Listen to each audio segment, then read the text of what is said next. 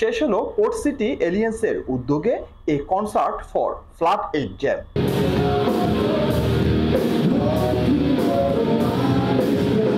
শনিবার নগরীর শিল্পকলা একাডেমিতে আয়োজিত হয় এই কনসার্ট, যেখানে অংশগ্রহণ করে 16টিরও বেশি ব্যান্ড।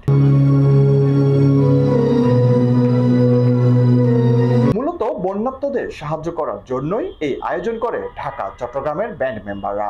মাধ্যমে ফান্ডরেজ ক্যাম্পেইন করেছিলাম বিভিন্ন মলস, বিভিন্ন পার্ক লাইক হচ্ছে শিল্পকলা, সিআরবি, চেয়ারগি পাহাড়ের মতো এরিয়া কিংবা হচ্ছে বিভিন্ন রেস্টুরেন্টগুলোতে আমরা বন্যার্তদের জন্য কিংবা তাদের পুনর্বাসনের জন্য আমরা ফান্ড কালেক্ট করেছিলাম।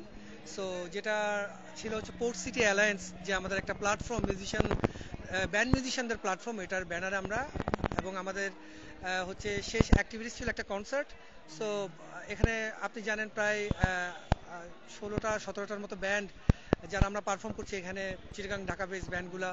তো হল অলরেডি আমাদেরকে কমপ্লিমেন্টারি দেওয়া হয়েছে হল কর্তৃপক্ষ থেকে, বাংলা শিল্পকলা একাডেমি থেকে।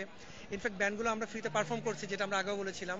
এবং এই প্রোগ্রামের প্রত্যেকটা টিকিটের কিন্তু প্রত্যেকটা অংশ আমরা হচ্ছে বন্যার্তদের জন্য প্রোভাইড করব। এতে আরো ব্যাপক সাড়া পান তারা। আমরা আসলে প্রথমে বুঝিনি এই প্রোগ্রামের টিকিট এত আর্লি শেষ হবে, মানে এত হাইপ বেশি থাকবে। সো প্রোগ্রামের 3 দিন আগে, দ্যাট মিনস গত পরশুদিন কিন্তু আমাদের টিকিট সোল্ড আউট ছিল টোটালি হচ্ছে অনলাইন এবং অফলাইনে। এবং প্রায় অনেকগুলো এখন শয়ে অডিয়েন্স আছে যারা আসলে টিকিট কিনে ঢুকতে যাচ্ছে, বাট প্রোগ্রামটা হাউসফুল হওয়ার কারণে আমরা আসলে কাউকে অ্যালাউ করতে পারছি না। কনসার্টে দেখা যায় দর্শকদের উপচে পড়া ভিড়।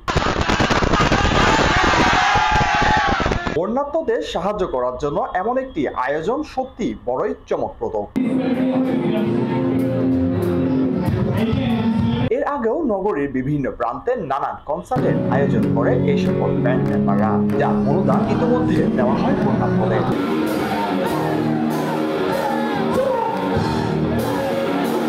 ইসা মোহাম্মদ, বাংলাধারা, চট্টগ্রাম।